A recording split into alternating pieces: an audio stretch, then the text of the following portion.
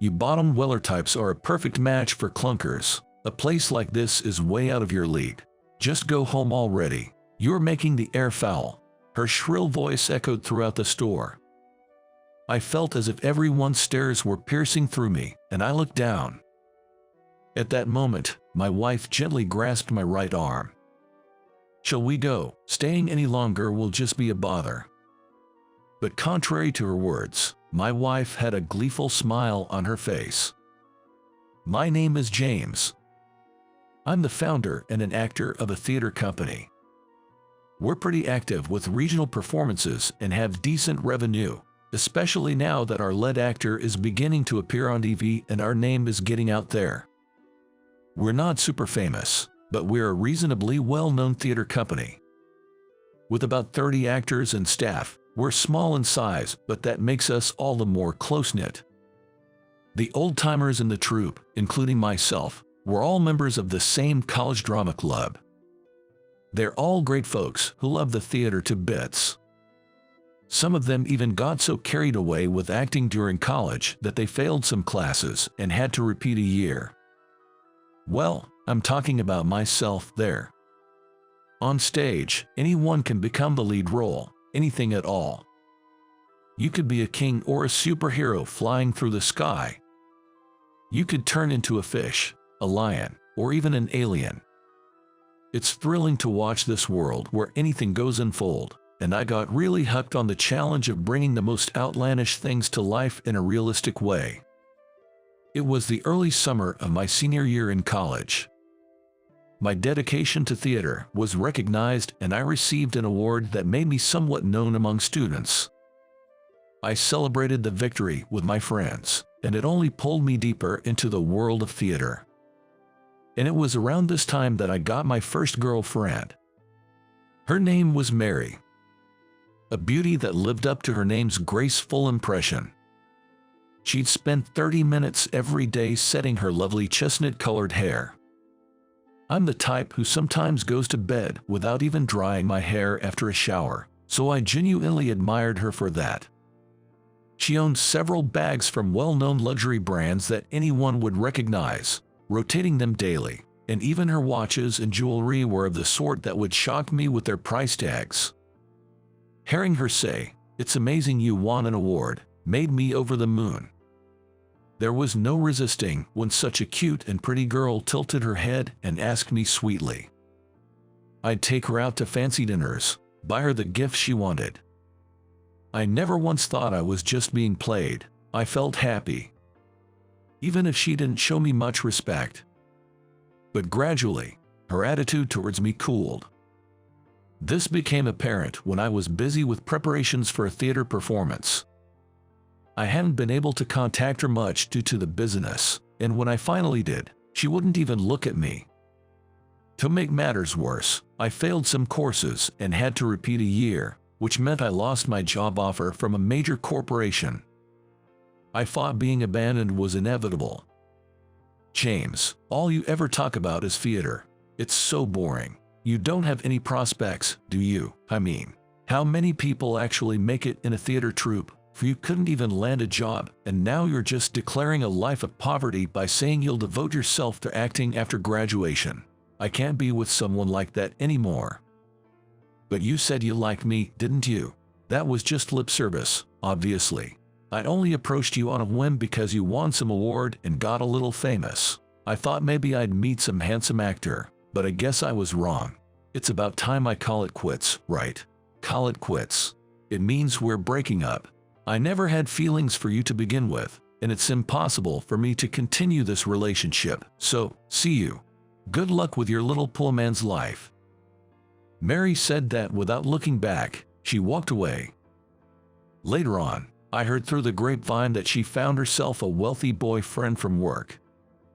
In the end, she never once came to see our performances. Despite repeating a year, I graduated from college and started a theater company.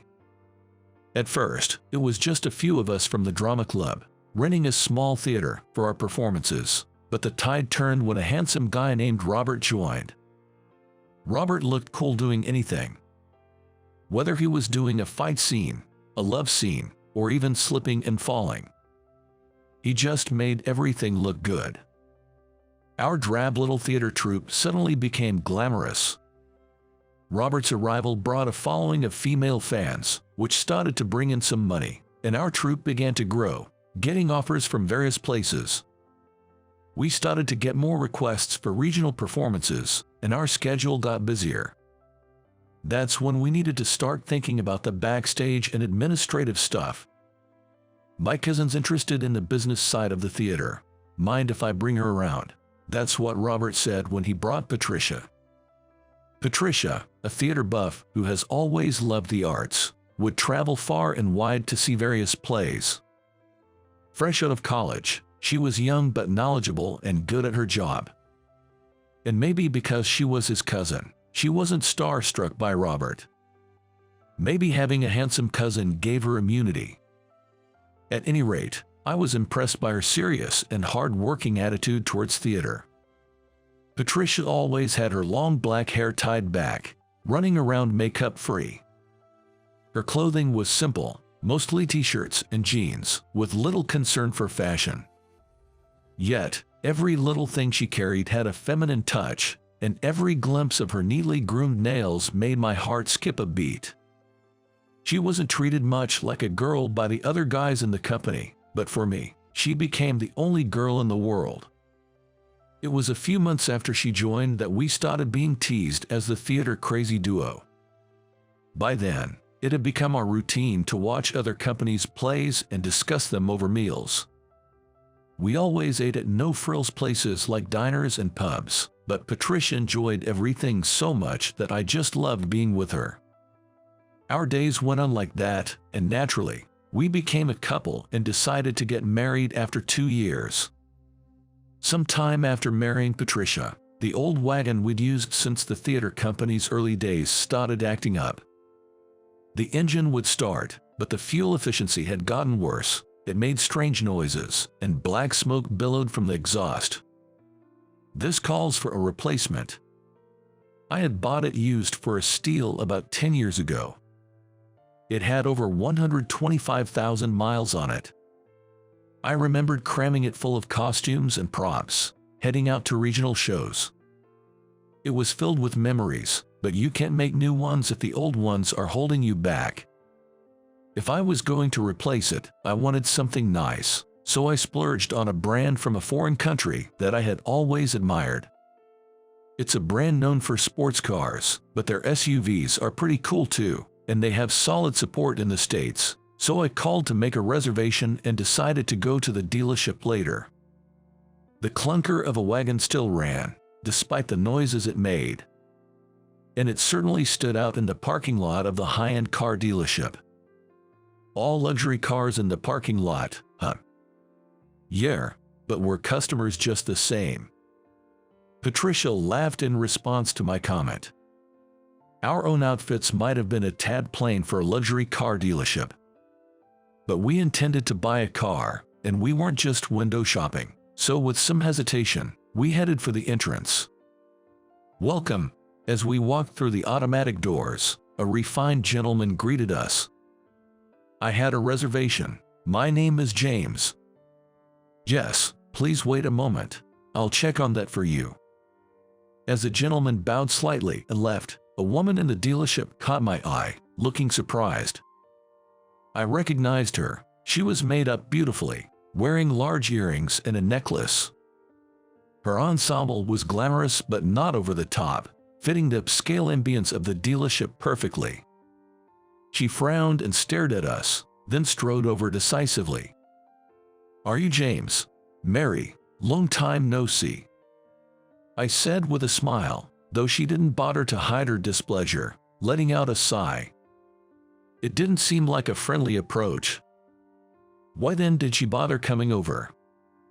Do you even realize where you are? You're not just here to look around, I hope. Her icy voice deflated my excitement. Unfazed, Mary continued. I'm the manager here. It's my job to sell cars to our clients. You do realize what kind of cars we sell here, right? They aren't cheap, you know. Yeah, I know, and I have a test drive booked. You're going for a test drive. I understand wanting to, but we're not so free as to offer test drives to people with no intention of buying. You get that, right? No, what do you mean? What I'm saying is, someone like you, without money, can afford our cars. Mary sighed exaggeratedly, clearly irritated. You're still driving that old beater, in your clothes. Maybe you should dress better. And your girlfriend there, she's as plain as you are. Can't you buy her even one piece of jewelry? What a provider you are. Patricia at my side seemed momentarily annoyed. But she quickly returned to a smile, saying nothing and just gazing at Mary. Taking Patricia's silence as consent, Mary's voice grew louder. People like you belong in clunkers. A place like this is way out of your league. Just leave already. You're polluting the air. Her sharp voice filled the dealership. And I felt the stares of everyone inside. I looked down. That's when Patricia gently squeezed my arm. Let's go. No point in staying here any longer. It's just a nuisance. Yet, despite her words, she had a pleased smile on her face. As we left the dealership, Patricia began making a phone call. Yes, due to the incident, we'll be canceling our purchase. Thank you. Goodbye. I could still hear voices from the other end as she hung up, unfazed. If they call back to apologize, all is well. If not, we'll reconsider our options. A relationship with a dealership is long-term. There has to be mutual trust. That's right. It would be strange if they didn't call back after we canceled a $700,000 deal. Indeed, the SUV we were looking to buy, with all the options, came out to $700,000. It wasn't a cheap purchase, but we had been saving up and were ready to pay in full, something I had mentioned when making the reservation. But Mary probably hadn't checked. Patricia had called the dealership's main office in America. Mary would likely hear something from headquarters. But given her pride, I couldn't imagine her apologizing. Would the company even apologize to an individual like us? They'll come to apologize, they must. You should be more aware of your own influence. Patricia said confidently. I just tilted my head, puzzled. A few days later, as Patricia predicted, a top executive from the dealership came to our house with Mary to apologize. We're terribly sorry to have disturbed you at home. Despite your reservation, Mary here behaved inappropriately, causing offense. That's not it. We left because we were told to leave. We sincerely apologize. The corporate man bowed deeply, while Mary did not even try to hide her discontent. She probably wasn't satisfied. She had been disgruntled since arriving, looking around restlessly and frowning the whole time. The lady over there says that people like us aren't suited for your company's cars. Told us we belong in a clunker. Is that true, Mary? What a thing to say to a customer. At Patricia's accusation, the male supervisor looked at Mary in alarm, but she just crossed her legs, leaned back, and acted arrogantly as if she didn't care.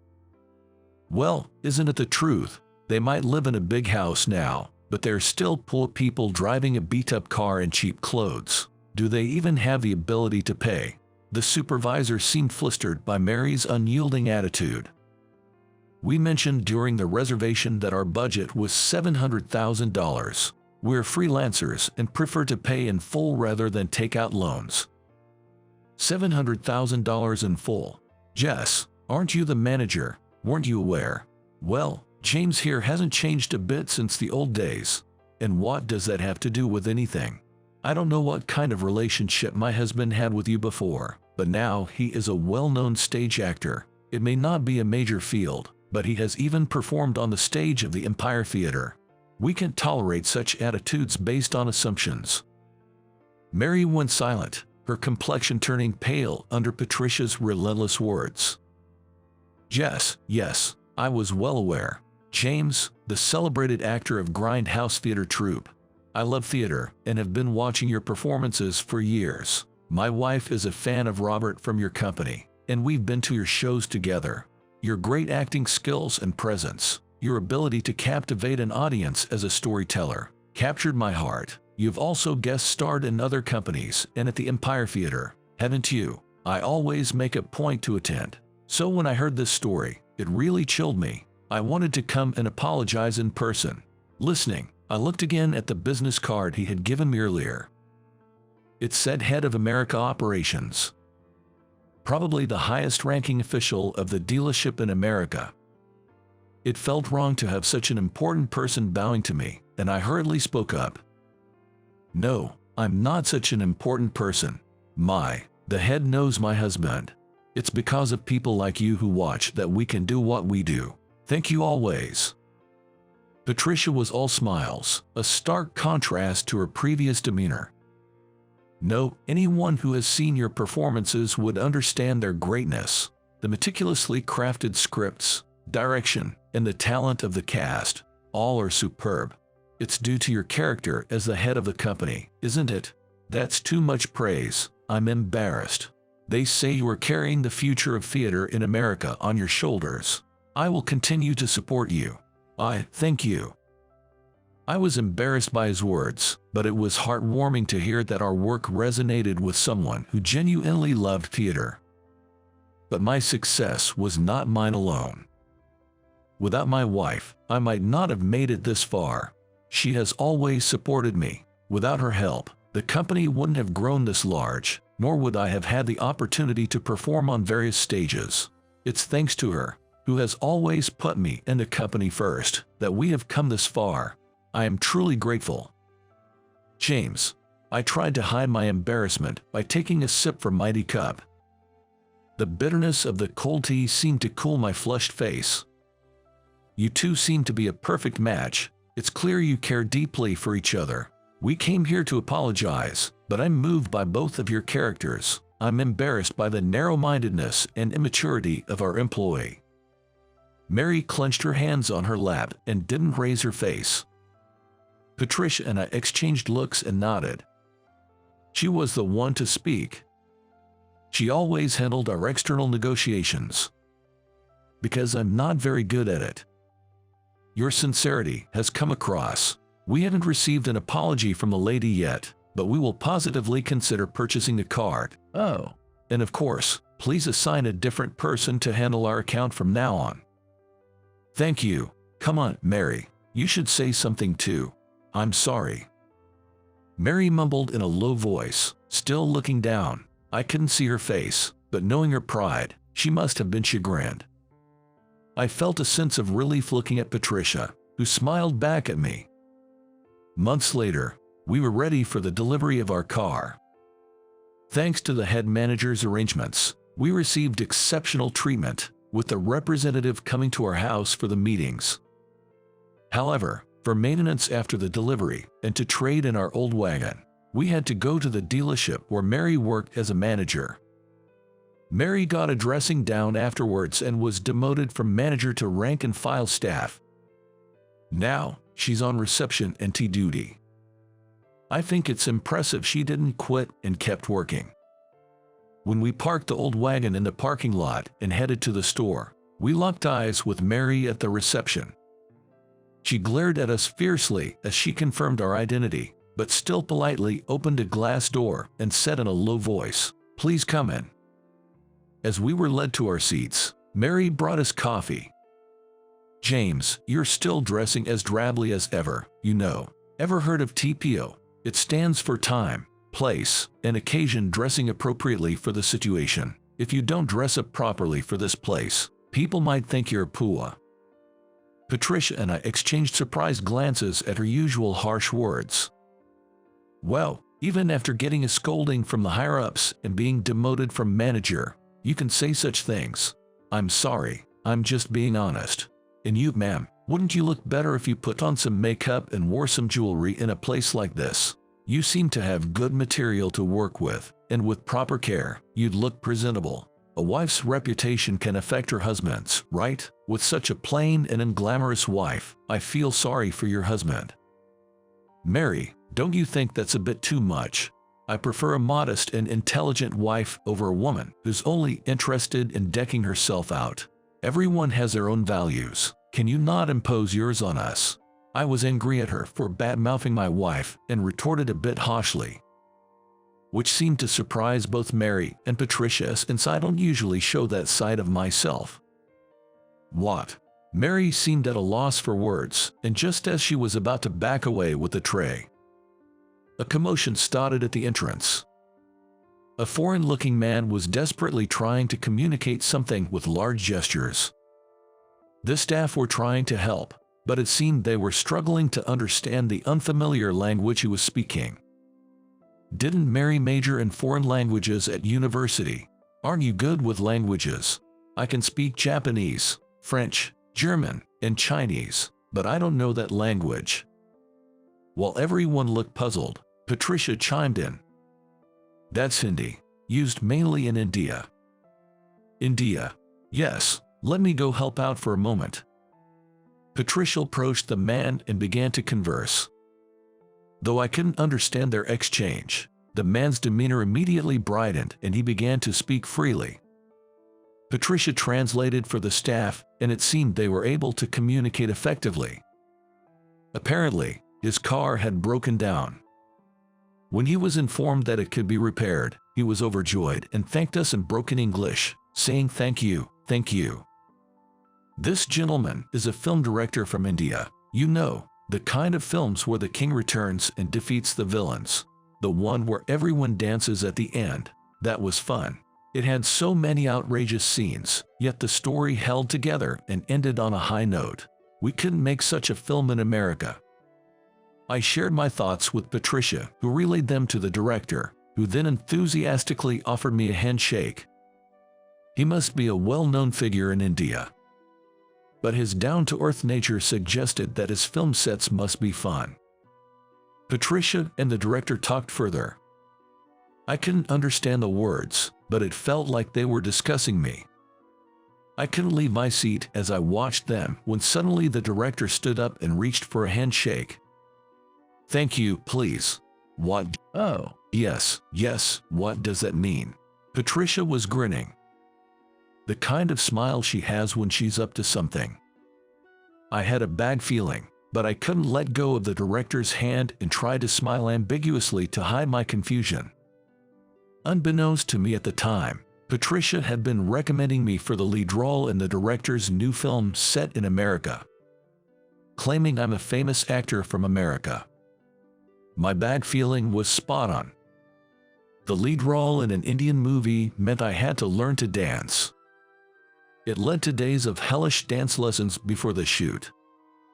After dancing every day until the soles of my feet peeled and my knees and back were sore, I somehow finished filming and became an overnight sensation when the movie was released. Just being an American actor in an Indian movie was newsworthy, but for some reason, America went crazy for me dressed as Native Americans dancing to Indian music. Dance covers started popping up on social media and spread like wildfire. Soon enough, a sequel was greenlit.